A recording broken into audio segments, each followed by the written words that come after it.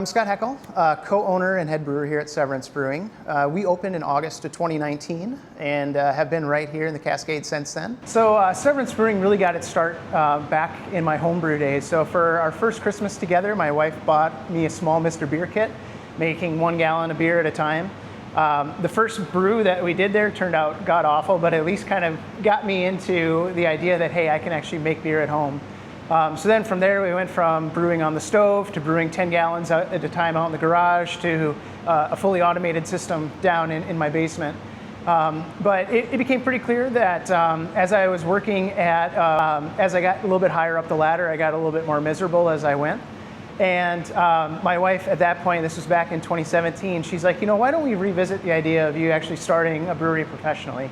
So we would put a plan in action, and in 2019, I left my job at the bank, and we say that we created our own severance package. So that's where the name Severance comes in. It was severing ties in life and drink is what we like to say. So, and we bring that kind of concept into a lot of the beers we produce as well, where they may not fully align to a specified beer style, you know, because we're throwing things like fruit and herbs into beers, or we're doing things that maybe don't quite align to style, like a smoked Oktoberfest per se. But that really kind of just came into the brewery as a whole, that idea.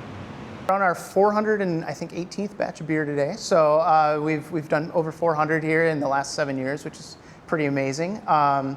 With that, we've produced anything from sour beers to light lagers to some huge IPAs and big stouts. Not only do we collaborate with a lot of the other breweries in town, but we do collaborate with a lot of other businesses and nonprofits in the area. So with folks from Bluestone, creating the Bluestone Brew, I think this is our third iteration of it, right?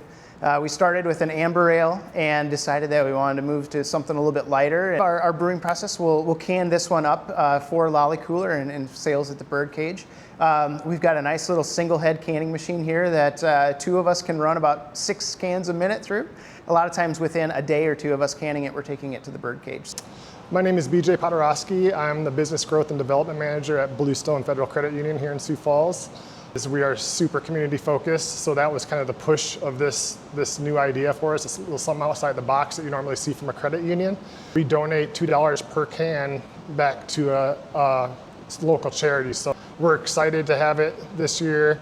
I knew of Lallycooler, wanted to get into that event. It worked out well. When we first decided we wanted to try this, I called 10 different breweries.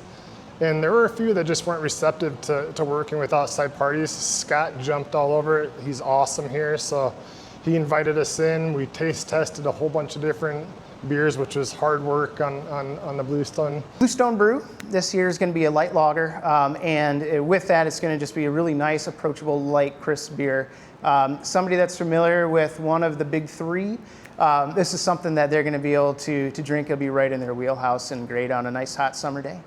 And serve that. We use a special strain of yeast that allows us to ferment at higher temperatures so that we're putting less toll on our glycol chiller, saving electricity there.